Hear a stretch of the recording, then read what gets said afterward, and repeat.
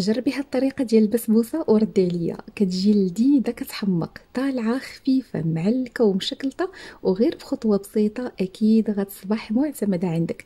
فإلا عجبكم الفيديو ما تنساوش ليا لايك بارطاج، خليو ليا تعليقكم الجميله والمحفزه، وبسم الله والصلاه والسلام على رسول الله. في كاسرونه غادي نوضع كاس ديال الحليب ما يعادل 150 مليلتر. القياسات دائما كنعطيها لكم بالكاس ديال العنبه.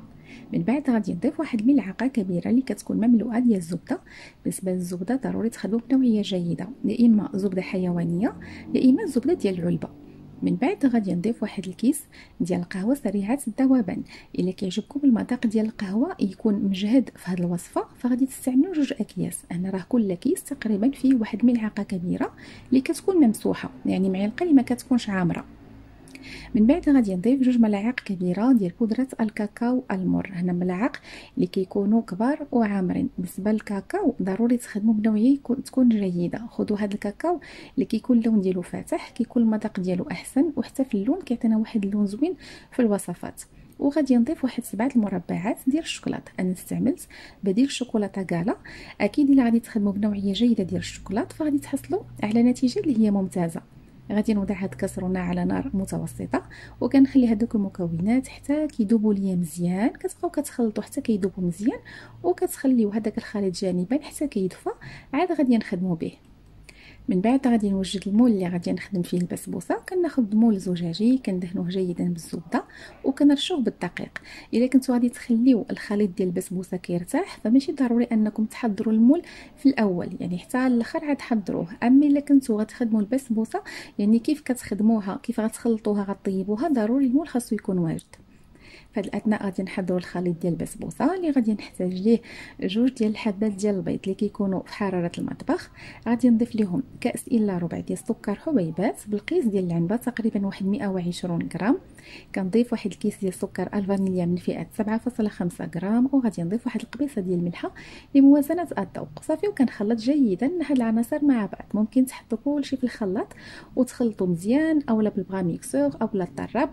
المهم انا غادي نخدم هنا غير بالطراب اليدوي. لا غتخدموا به غادي يبغي شويه ديال الجهد وشويه ديال الوقت. هو كياخذ الوقت باش كنطلعوا هذاك البيض مع السكر.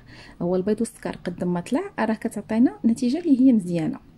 صافي هنايا ملي كنخلط هذوك المكونات جيدا مع بعض كنضيف واحد كاس الا ربع ديال الزيت النباتي اللي كنبقى كنضيف فيه بالتدريج، يعني بحال الشكل كيف ما كنطلعوا المايونيز بحال هكذاك. غادي يبان لكم داك الخليط بدا كيتقل وبدا كيولي بحال الكريمه. ملي كنخلطو مزيان مع المكونات الاخرى غادي نضيف هذاك الخليط اللي حضرناه في الاول ديال الحليب والشوكولات. وكنأكد انه الخليط يكون دافي، ما تخليوه حتى يبرد. ملي كيكون دافي كيخلي القوام ديال البسبوسه كيجي زوين. كتجي ديك البسبوسه كتجي طالعه وكتجي خفيفه والقوام ديالها صراحه كيجي زوين. هاد الطريقه تقريبا بحال الطريقه اللي كنخدم معكم بها الكيك ديال الشوكولات. فاللي متبعيني غادي يعرفوا الكيكه ديال الشوكولات كيفاش كنخدمها، وبزاف منكم جربوها وصراحه عجبتهم بزاف وكتجي صراحه غزاله بزاف. صافي ملي كنخلط دوك المكونات مع بعض غادي نضيف واحد الكاس ديال السميد الخاص بالبسبوسه اولا سميده رقيقه ديال الحلوه. وغادي نضيف واحد الكاس ديال الدقيق الابيض اولا الدقيق فورس. وغادي نضيف واحد 2 خمارات، كل خميره كتوزن 8 غرام. في المجموع عندي 16 غرام. وكنخلط المكونات جيدا مع بعض. بالنسبه للقياسات اللي عطيتكم فهي مضبوطه، ما كتزيدوا ما كتنقصوا على الكميه ديال الدقيق اولا ديال السميد. صافي هنايا ملي كنخلط هذوك المكونات مع بعض كيف ما كتلاحظوا الخليط ما كيكون ثقيل ما كيكون خفيف. هذا الخليط ديال البسبوسه انا راه مباشره كيف كنخلطوا غادي نوضعوا في المول. الا كنتو نتوما غادي تخليوه كيرتاح فضروري غادي تنقصوا من الكميه ديال النواشف، لانه ديك السميده راه كتشرب بسرعه وغادي يجيكم داك الخليط ثقيل. فغادي ندخلها على فرن كيكون ساخن جدا درجه حراره ما بين المنخفضه والمتوسطه. كنخليها تطيب على خاطرها الطيب العادي ديال البسبوسه ديال الكيك. في هذه الاثناء غادي نوجدوا الصلصه اللي غادي نسقيو بها البسبوسه. غادي نحتاج لواحد كاس ونص ديال الحليب بالقياس ديال الكاس ديال العنبه. الا بغيتوا البسبوسه تجيكم مشربه مزيان ومسقيه مزيان غادي تضيفوا 2 كيسان ديال الحليب. وغادي نضيف واحد 12 قطعه ديال الشوكولاته. انا استعملت بديل الشوكولاته كالا، ممكن تخدموا باي نوع متوفر عندكم.